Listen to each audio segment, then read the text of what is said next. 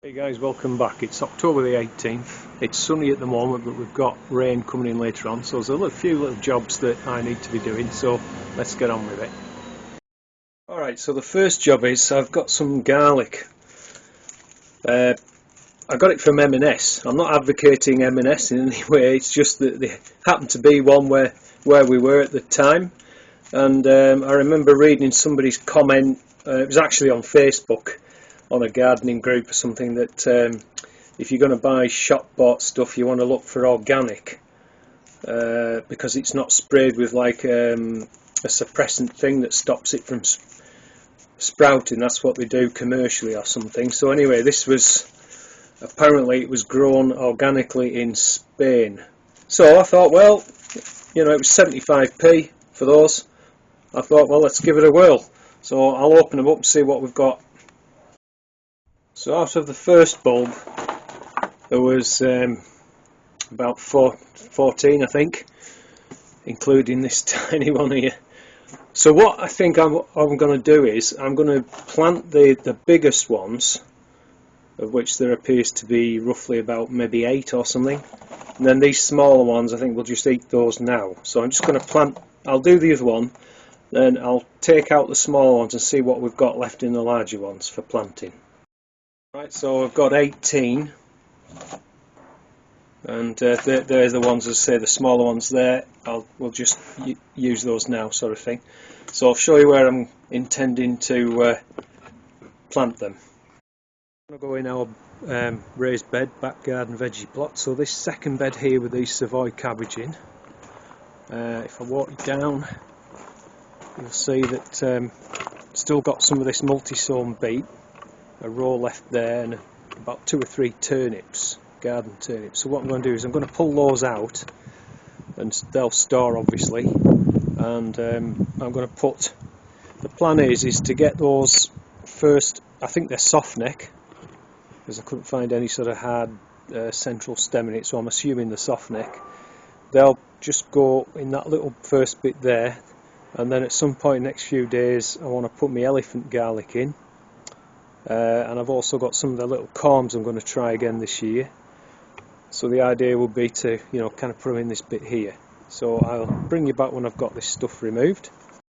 Right guys, so I've got that bed cleaned out. There's actually some really nice beets in there. So you can see I've just screeded the soil flat a wee bit. I've got my little straight edge there and the dibber. So I'm just going to plant them not deep, about an inch or so. Remember, you know, to identify correctly, that's the basal plate there, so that goes down, and the pointy bit that points upward, yeah.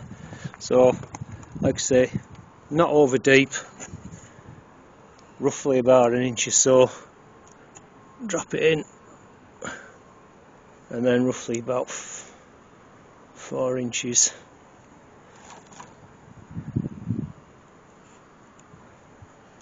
Just make my way along the row.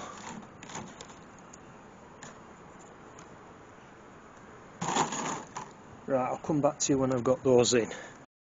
Alright guys, so that's given me 2 nice little rows as I planned just there. So get those covered up onto the next job. Okay, so we're in the greenhouse. Now the last video I think I showed these coriander, and the germination was sparse, shall we say.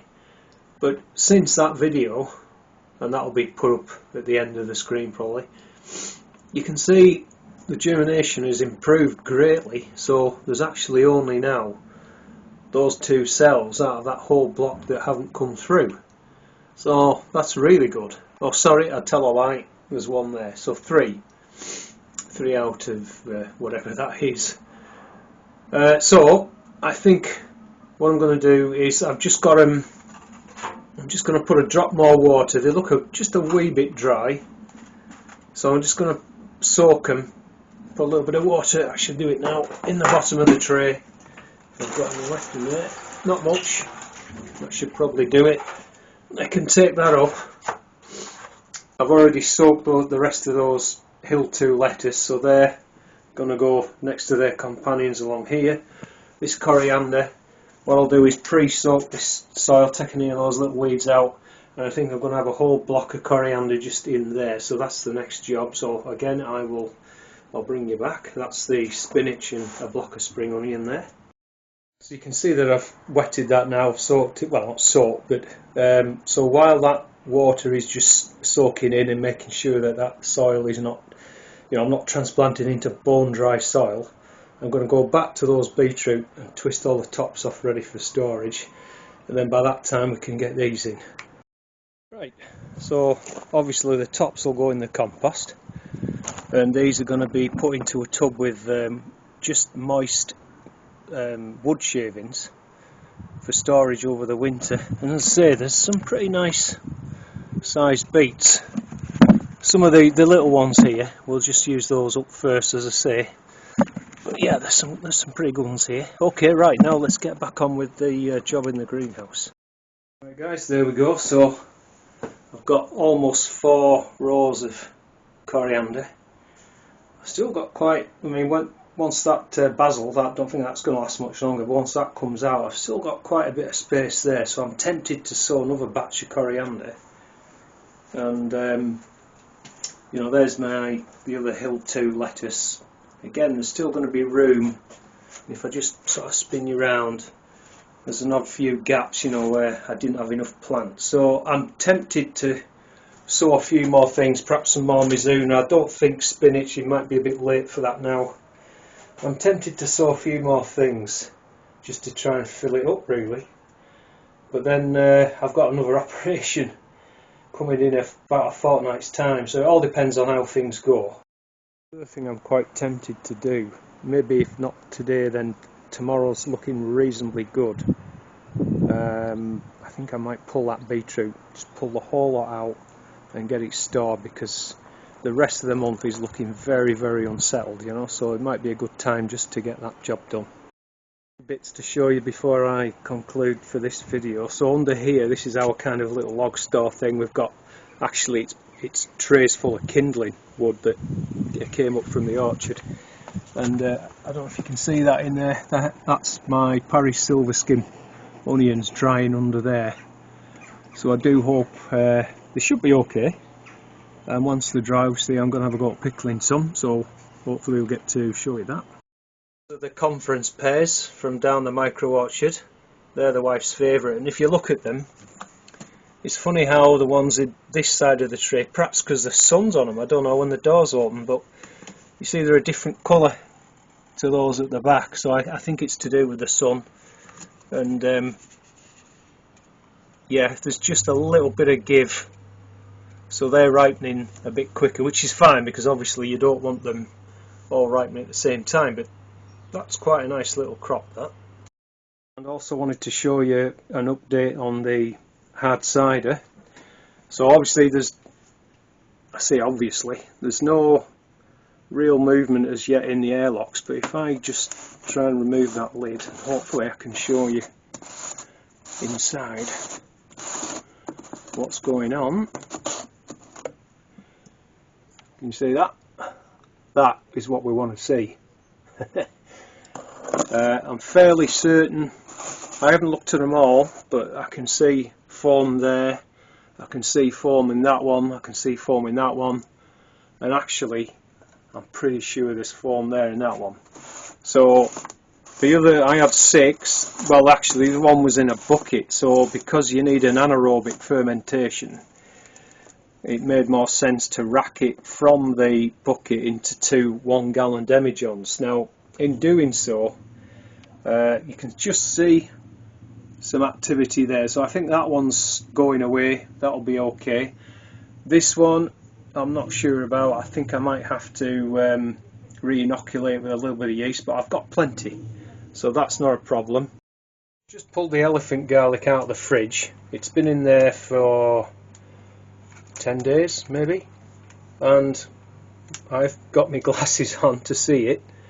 Sadly my eyes aren't as good as they used to be, but I can see, and again I apologise for the lack of quality image on the camera, but there are some small white roots coming sort of like outside. This is the basal plate here, so it's like coming outside of it, there's some little white roots, that's what we're looking for. Similarly, just there I can see some little white roots forming. So I think probably another 10 days and then we can get that elephant garlic planted in as well. So finally, back onto the theme of garlic, these are some of the corms from the elephant garlic I lifted earlier this year. And so what I'm going to do is, you see, hopefully you can see, if you have these, there's like a pointy end to it. So if you get a pair of nail clippers, let me just put my specs on for this, you can see what I'm doing a little bit clearer. So if you get your nail clippers and just snip that pointy end off, you can see like there's a little hole in there now, and drop it in water. So I'm going to soak those for about, I'll do another one, 48 hours or something like that.